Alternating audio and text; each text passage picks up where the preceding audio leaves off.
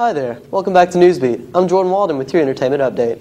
In movie news, Hannah Montana, the movie, raised the roof of the box office this weekend, grossing over $32 million. At $8 a piece, that's over 4 million preteen girls in theaters this past weekend.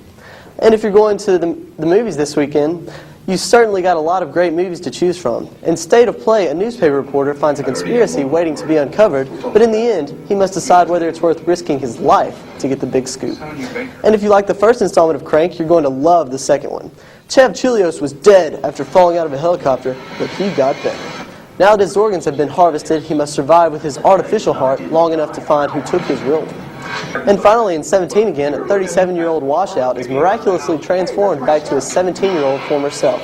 But in trying to recapture his old life, he risks losing the things that matter most to him.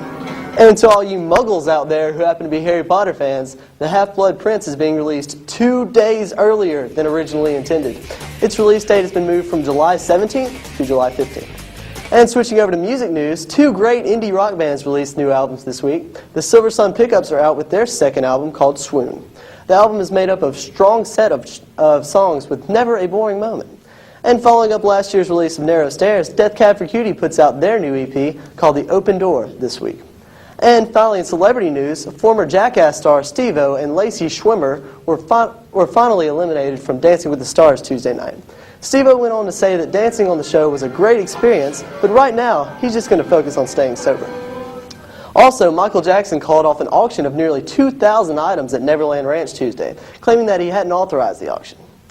And in galaxy-wide news, NASA held a contest for the American common folk to have a new space station module. The name Colbert came in first, but the new module was not named Colbert. They didn't even go with the name that received the second most votes, or even the third. Instead, they chose the 8th-ranked Tranquility. However, Stephen Colbert wasn't completely overlooked. NASA decided to name the treadmill on the module after him. And finally today, if you don't have any plans this weekend, you should definitely consider checking out the LSU Theater Department performing Key Exchange tonight through Sunday night at 7:30. And the campus radio station KLSU will also be holding a telethon fundraiser today through Sunday. So if you're interested in winning prizes and listening to some great music, stay tuned to 91.1 FM this weekend. Well, that's all for entertainment. Do not touch that dial. More Newsbeat after the break.